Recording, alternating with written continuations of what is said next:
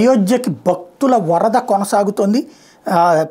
దాదాపుగా రోజుకి ఒక పగటిపూటే 2.5 లక్షల మంది, సాయంత్రానికి 5 లక్షల మంది దర్శనం చేసుకుంటూ ఉన్నారు. తాజాగా ఒక విచిత్రమైనటువంటి సంఘటన భక్తులకి సెంటిమెంట్ను మరింత రగిలించింది. రామాలయంలో ఆసక్తికరమైన సన్నివేశం చోటు చేసుకుంది. మంగళవారం సాయంత్రం 6 గంటల వేళ వానరం దక్షిణ ద్వారం గుండా గర్భాలయంలో ప్రవేశించింది. లోపల కలిగి తిరిగింది. రామ్లల్లా ఉత్సవ విగ్రహం చెంతకెళ్ళింది. విగ్రహాన్ని పడేస్తుందేమో లోనికి వచ్చిన భద్రతా సిబ్బంది చూస్తూ నింపాదిగా సిబ్బంది అక్కడ ముందుకు వస్తుంటే చూస్తూ నింపాదిగా తూర్పు ద్వారం గుండా బయటకు వెళ్ళిపోయింది.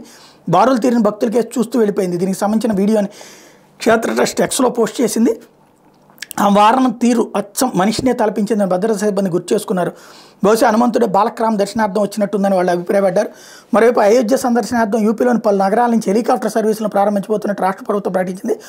గోరఖ్పూర్, వారణాసి, లక్నో, మధుర, ఆగ్రా, ప్రయాగ్రాజ్ నుంచి ఈ సేవలు ఉంటాయి. ఆయా నగరాల నుంచి వచ్చే హెలికాప్టర్ ల్యాండింగ్ కోసం అయోధ్యలో సరయూ నదీ తీరంలో నూతన హెలీప్యాడ్ని సిద్ధం చేశారు. అయోధ్య, హనుమాన్గఢి, సరయూ నది ప్రాంతాల విహంగ వీక్షణకు కూడా అవకాశం కల్పిస్తున్నారు. ఈ ఏరియల్ టూర్కి ఒక్కొక్కరికి 3,539 రూపాయలు వసూలు చేస్తారు. ఏరియల్ టూర్ ఒకేసారి 5గురు చూడొచ్చు.